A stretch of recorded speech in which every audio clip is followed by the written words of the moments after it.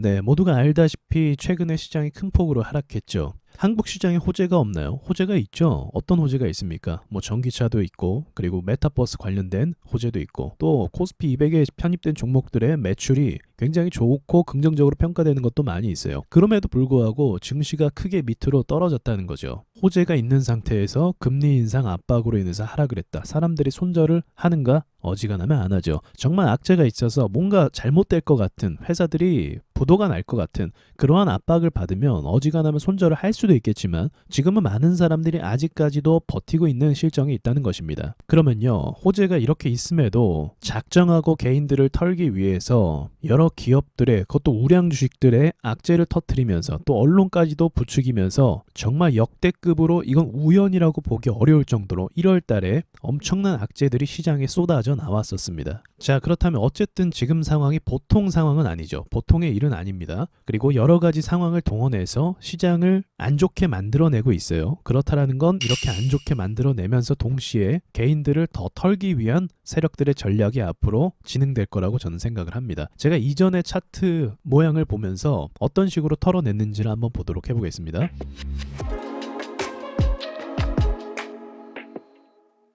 자, 코스닥을 보시면 이전에 크게 하락한 구간을 보도록 해볼게요. 지금과 완전 유사하진 않지만 흐름이 비슷합니다. 계단형 하락이죠. 이렇게 하락을 해서 최고로 많이 하락했을 때, 자, 이 뒤에 보시면요, 반등이 나오죠. 나오면서 어느 정도 나왔다가 그 다음에 강하게 또 꼬꾸라지는 걸 알 수가 있습니다. 이게 지금 지나친 흐름이라서 별거 아닌 것처럼 보이겠지만, 여기까지 올라오면 어떤 희망이 생길 것 같고 다시 금방 올라올 수 있을 것 같아요. 그런데 보시면 4%나 하락을 합니다. 여러분, 최근에 우리 3% 하락, 4% 하락 경험하셨죠? 하락이 있던 와중에 한 2주일 정도도 안 돼서 4% 하락이 또 나온다. 어떨 것 같습니까? 심리적으로 굉장히 위축되고 압박이 될 수밖에 없는 하락인 거죠. 아직 갈 길은 멀었는데 가는 중간에 갑작스럽게 하락이 튀어나오게 된다는 것입니다. 이럴 때 공포감이 극에 달하게 되죠. 이렇게 계단으로 하락했을 때도요, 공포감이 상당합니다. 그러나 버티고 있다는 거죠. 그런데 좀 반등이 줄 것 같으면서 하락을 하면 이때 생기는 공포감이 이전에 하락했을 때의 공포감보다 더 강하게 됩니다. 왜냐면 여기서부터 여기까지 이미 2개월이라는 시간이 지났거든요. 즉 쉽게 얘기하면 계좌를 봤을 때 2개월이라는 시간 동안 크게 손실난 계좌를 계속적으로 보고 있는 거예요. 그걸 견딜 수 있는 사람은 많이 없고, 여기서 더 하락하면 어떡하지라는 그런 걱정이 생기게 됩니다. 그래서 시장에 질리는 상태가 되기 때문에 이 안에 매도를 하게 되는 거죠. 그리고 세력들이 조금만 시간을 끌면서 정말 루즈하게 이렇게 또 흘러내리게 되어버리면 이전에 있었던 저점까지 또 와버리는 참사가 일어나게 됩니다. 그럼 여기서 버틸 사람이 있을까요? 없을 거라는 거죠. 그렇기 때문에 제가 이 정도 하락했으면, 우리 시장도 이 정도 하락했잖아요.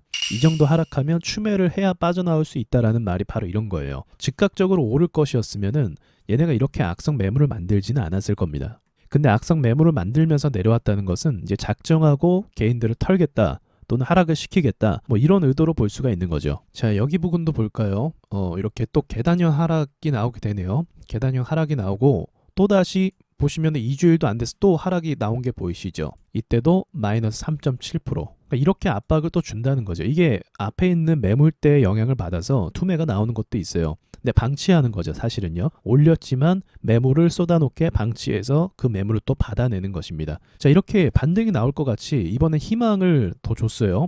그리고 저항까지 또 한번 올렸다가 어떻게 됐습니까? 여기서부터 또 흘러내리게 되는 거죠. 이렇게 되어버리면 투자자들의 심리가 어떨까요? 꽤 오랫동안 기다렸어요. 한 달 기다렸고, 2달 기다렸고, 3달 기다렸고, 4달까지 기다렸습니다. 근데 회복이 아니라 폭락을 함으로써 원금과 또다시 멀어지는 상태가 되어버리고, 이때는 또 한 번의 패닉 상태가 도달하게 된다는 거죠. 그러니까 주가가 조금만 조정받고 바로 올라가면 호가가 비어있기 때문에 이 부분은 금방 채울 수 있지만, 계단형 하락으로 내려오게 되면 호가층이 두꺼워지기 때문에, 즉 물린 사람들이 많아지기 때문에 이게 즉각적으로 오르는 게 힘들다는 것입니다. 그래서 지금 상황이 이런 상황을 좀 예상해 볼 수 있는 거고, 앞으로 더욱더 개인들의 멘탈을 흔들기 위해서 이러한 방법을 사용할 수도 있다는 것입니다. 그래서 증시가 이렇게 무너지고 망가지면 그 뒤에 만약에 손절을 하거나 좀 마음이 급해지잖아요. 계좌가 마이너스권에 있으니까. 그럴 때 올라올 때 물타기 해야지, 이런 식으로 하시면 안 된다는 거죠. 만약에 물타기를 했는데 한 번 더 밀어버리게 되면 이때는 비중이 크게 더욱더 손절 못하게 되고, 한 3개월 정도 끌려가다가